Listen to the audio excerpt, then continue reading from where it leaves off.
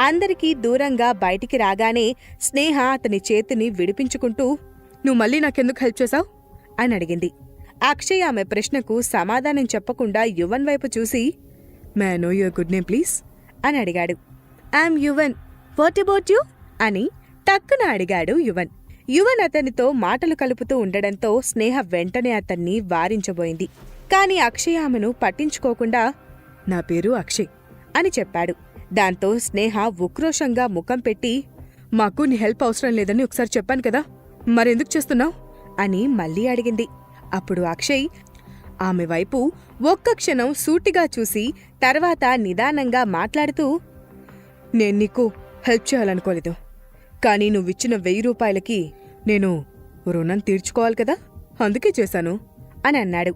ఆ మాట వినగానే ఎయిర్పోర్ట్ నుండి వచ్చేటప్పుడు ఆమె కోపంతో అతని కారులో విసిరిన 1000 రూపాయల గురించి మాట్లాడుతున్నాడని అర్థం చేసుకుంది స్నేహ. వెంటనే ఆవేశంగా అతని చేతుల్లో ఉన్న యువన్ను లాక్కోబోయింది. కాని అంతలోనే కళ్ళు తిరుగుతున్నట్లుగా అనిపించడంతో కణతలపై చెయ్యి పెట్టుకుంటూ నెమ్మదిగా అతని భుజంపై వాలిపోయింది. అక్షయ్ వెంటనే డ్రైవర్ అని పిలిచాడు. కొంచెం దూరంలో పార్క్ చేసిన కార్ దగ్గర ఉన్న డ్రైవర్ పరిగెత్తుకుంటూ అక్కడికొచ్చాడు. అక్షయ్ తన చేతుల్లోని యువన్ను అతనికిచ్చి స్నేహను బుగ్గపై తడుతూ, "హలో" అంటూ లేపడానికి ట్రై చేశాడు. కాని ఆమె అప్పటికే స్పృహ కోల్పోవడంతో వెంటనే డ్రైవర్ను కార్ తీయమని చెప్పాడు. కిమ్స్ హాస్పిటల్. "ఆమెకు ఎలా ఉంది?" డాక్టర్ను ఆతృతగా అడిగాడు అక్షయ్. "Nothing to worry. ఆమె బాగా ప్రెషర్లో ఉన్నట్లున్నారు. దాన్ని ఎక్కువగా హోల్డ్ చేయడానికి ట్రై చేశారు. అందుకే ఒక్కసారిగా స్పృహ తప్పారు. ఇప్పుడు భయపడాల్సింది ఏమీ లేదు. ఇంకాసేపట్లో స్పృహలోకి వస్తారు" అని చెప్పాడు డాక్టర్. ప్రెషర్లోనా? బహుశా ఫంక్షన్లో జరిగిన గొడవ వల్ల డిస్టర్బ్ అయి ఉంటుంది అనుకున్న Akshay, "okay doctor, thank you" అని చెప్పి బయటకొచ్చాడు. అతన్ని చూడగానే డ్రైవర్ దగ్గరున్న యువన్ కిందకు దిగి అక్షయ్ దగ్గరికెళ్ళి అతని షర్ట్ పట్టుకుని లాగుతూ, "అంకుల్, మమ్మీకి ఏమైంది?" అని అడిగాడు. అక్షయ్ నవ్వుతూ యువన్ని ఎత్తుకుని, "ఏం కాలేదు యువన్. కాసేపట్లో మీ మమ్మీ మేల్కొంటుంది. నువ్వు మీ మమ్మీ దగ్గరే ఉండొచ్చు" అని చెప్పి డ్రైవర్ వైపు చూసి, వాళ్ళింట్లో వాళ్ళకి ఇన్ఫార్మ్ చేయమని చెప్పాను, చేశారా అని అన్నాడు. చేశాను సార్ అని చెప్పాడు డ్రైవర్. ఓకే, నాకు మీటింగ్కి టైం అవుతోంది. నువ్విక్కడే ఉండి బాబును వాళ్ళకి అప్పగించి ఆఫీస్కొచ్చే.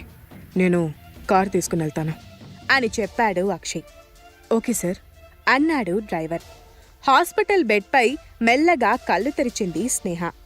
ఒక్క క్షణం పాటు తానెక్కడుందో ఆమెకు అర్థం కాలేదు. దాంతో ఆమె మెల్లగా యువన్ అని పిలిచింది. తలంతా భారంగా ఉన్నట్లు అనిపించడంతో నెమ్మదిగా కళ్ళు తెరిచి చుట్టూ చూసింది. ఎదురుగా ఆమె తండ్రి రంగనాథ్ నించునున్నాడు. అతన్ని అక్కడ చూసి కొంచెం ఆశ్చర్యపోయింది స్నేహ. అయినా అతనితో ఏం మాట్లాడకుండా రూమ్ బయటికి చూస్తూ, యువన్ అని పిలిచింది. నీకు వేదా గ్రూప్ సీఈఓ అక్షయ్కి ఏంటి సంబంధం అని అడిగాడు రంగనాథ్.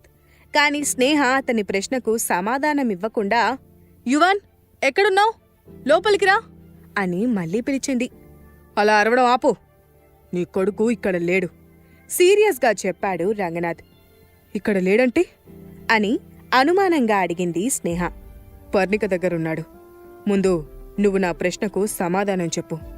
నీకు అక్షయ్కి ఏంటి సంబంధం అని మళ్ళీ అడిగాడు రంగనాథ్. అప్పుడు స్నేహ అతన్ని సూటిగా చూస్తూ, మా ఇద్దరి మధ్య ఏ సంబంధం ఉంటే మీకెందుకు? ఇప్పుడు మీ దారి మీది, నా దారి నాది అనంది. ఆమె మాటలకు రంగనాథ్కు కోపమొచ్చింది. అయినా కంట్రోల్ చేసుకుంటూ చిన్నగా నవ్వి, సరే అయితే నీ దారిలో నువ్వు ఎంత దూరమైనా వెళ్ళొచ్చు. నిన్నెవరాపారు అని అన్నాడు.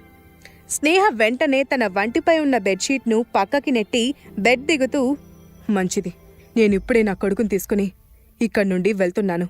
ఇక నువ్వు మా గురించి బాధపడాల్సిన పని లేదు అనంది. ఆ మాటకు రంగనాథ్ నవ్వి, నీ కొడుకు యువన్లో నా వారసత్వ రక్తం కూడా ప్రవహిస్తుంది. కాబట్టి అతను ఇక్కడే ఉంటాడు. నువ్వు కావాలంటే వెళ్ళిపోవచ్చు అనన్నాడు. అది విన్న స్నేహ అతన్ని షాక్తో చూసింది. తన కొడుకుని మొదటిసారి చూసినప్పుడు రంగనాథ్ ఎలా అసహించుకున్నాడో ఆమెకి ఇంకా బాగా గుర్తుంది. అలాంటిది ఇప్పుడు సడన్గా అలా అంటుంటే ఆమెకు నవ్వొచ్చింది. దాంతో ఆమె చిన్నగా నవ్వి, "హ, నా కొడుకుపై సడన్గా అంత ప్రేమ ఎందుకు పుట్టుకొచ్చిందో తెలుసుకోవచ్చా?" అని అడిగింది. అప్పుడు రంగనాథ్ డైరెక్ట్గా పాయింట్కొస్తూ, చూడు, నీతో ఈ దాగుడు మూతలు అనవసరం. డైరెక్ట్గా చెప్తున్నా విను. నీ కొడుకిప్పుడు నా దగ్గరే ఉన్నాడు. నీకతను కావాలంటే నువ్వు నాకు ఒక పని చెయ్యాలి అని చెప్పాడు. ఆ మాట వినగానే స్నేహ కంగారు పడుతూ, అంటే నువ్వు నా కొడుకుని కిడ్నాప్ చేసావా? ఇప్పుడు నా కొడుకు ఎక్కడున్నాడు చెప్పు అంటూ హడావిడిగా అతని దగ్గరికి వెళ్ళబోయింది. కాని నీరసంగా అనిపించడంతో బెడ్ని పట్టుకుని అక్కడే ఆగిపోయి అతని వైపు చూసింది. అప్పుడు రంగనాథ్, చూడు, నువ్వు అనవసరంగా ఆవేశపడకు. నేను చెప్పేది పూర్తిగా విను. వేదా గ్రూప్ ఆఫ్ కంపెనీస్ వాళ్ళు త్వరలో చేయబోయే ప్రాజెక్ట్లో పార్ట్నర్షిప్ కోసం మరో కంపెనీని వెతుకుతున్నారని తెలిసింది. దానికి పార్ట్నర్గా నా కంపెనీ ఉండాలని నా ఆలోచన. దానికి నువ్వు అక్షయ్ను ఒప్పించగలిగితే నీ కొడుకు నీ దగ్గరకు సేఫ్గా వస్తాడు అని సింపుల్గా చెప్పాడు.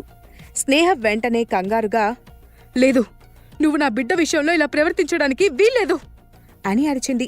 కాని రంగనాథ్ ఆమె మాటలు పట్టించుకోకుండా, నీ కొడుకు నీకు తొందరగా కావాలనుకుంటే నువ్వు త్వరగా ఈ పని పూర్తి చెయ్యి అని చెప్పి కూల్గా ఆ గదిలో నుండి బయటికెళ్ళిపోయాడు.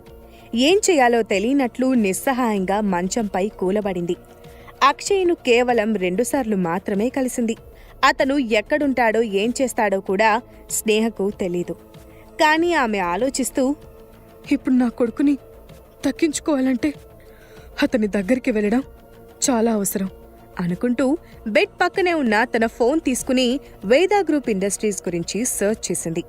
వెంటనే అందులో సీఈఓ అక్షయ్ ఫొటోస్తో పాటు అతని గురించిన న్యూస్ ఆర్టికల్స్ కూడా కనిపించాయి. స్నేహ ఏమాత్రం ఆలస్యం చేయకుండా అతని కంపెనీ అఫీషియల్ వెబ్సైట్లో ఉన్న అడ్రస్ను చూసి నోట్ చేసుకుని హడావిడిగా అక్కడి నుంచి లేచి క్యాబ్ పట్టుకుని అక్షయ్ కంపెనీకి బయలుదేరింది. కాసేపటికి అక్కడికి చేరుకున్న స్నేహ హడావిడిగా లోపలికి వెళ్లి రిసెప్షన్ దగ్గరున్న అమ్మాయితో, హలో, నేను మిస్టర్ అక్షయ్ను కలవాలి అని ఆయాసపడుతూ అడిగింది. రిసెప్షనిస్ట్ ఆమె వైపు విచిత్రంగా చూస్తూ, మీకు అపాయింట్మెంట్ ఉందా అని అడిగింది. లేదన్నట్లు తలూపింది స్నేహ. దాంతో రిసెప్షనిస్ట్ ఆమెను తేలిగ్గా చూసి, సారీ, అపాయింట్మెంట్ లేకపోతే మిమ్మల్ని లోపలికి పంపించడం కుదరదు అని చెప్పింది. లేదు, నేనతన్ని ఎలాగైనా కలవాలి అంటూ అక్కడే ఉన్న చైర్లో కూర్చుంది స్నేహ. ఆమె మొండితనం చూసిన రిసెప్షనిస్ట్ ఎంత నచ్చజెప్పాలని ట్రై చేసినా స్నేహ వినలేదు. అక్షయ్ తన ఆఫీస్కొచ్చిన స్నేహను కలవడానికి ఒప్పుకుంటాడా? అక్షయ్ హెల్ప్తో స్నేహ తన కొడుకుని కాపాడుకుంటుందా? అక్షయ్ స్నేహల మధ్య పరిచయం ఎక్కడికి దారితీస్తుంది? తాతయ్య కర్కశత్వానికి కిడ్నాప్ అయిన యువన్ పరిస్థితి ఎలా ఉంది? యువన్ కన్న తండ్రి ఎవరు? ఈ ప్రశ్నలకు సమాధానం తెలుసుకోవాలంటే వెంటనే వినండి. Only on pocket FM.